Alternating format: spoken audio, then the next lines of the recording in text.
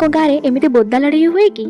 जी सकाल सकाल निजर सब कम छिड़े मुझे दांड को पलि आसती दांडे किसी समय बुलवा पर घर को पलि आसती आल राति मु मटर को किसी बतुरेक रखी कारण आज मुझे भाभी कि घरे पिठा और मटर तरकारी करी घर को आसा मटर और आलू को सीझाई बसई देकी एपटे अदा टमाटर लंका और जीरा को बाटिक आनी गोटे कड़े अल्प तेल नहीं तेल अल्प जीरा पकई बाटिक रखी जो मसला पकई किसी समय कषि सारापर से गोटे चामच हलदी आ गोटे चामच लुण पकई भलसे मिसई नहीं से मसला गुंडा पकई किसी समय कषि नापर सीझिक रखिया मटर आ आलू को पकईकि किसी समय फुटिया छाड़ी से किसी कटा धनिया पत्र आ गोटे चामच गरम मसला पकईला रेडी हो गला मटर तरकारी। तो तरकारी कर सारा पर मुझे चकुली पिठा भी करदेली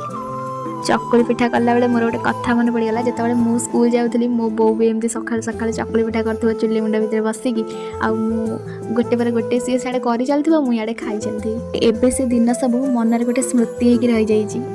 जीवन में जिते भी समय आसना कहीं पिला बेलर से समय सबुठ निरा पिठा और तरकारी कर सारिक समस्त खावाई दे सारापर मुझे आसली खावाई आज 4टा बेले मोर जड़े भाई पु आम घर को आसला बुलायाई आज आम गाँव में बोदा लड़ाई होता जोटा कि मुझे देखा आपण गाँव में एमती बोदा लड़ाई हुए ना नहीं मत कमेंट निश्चय जनइबे।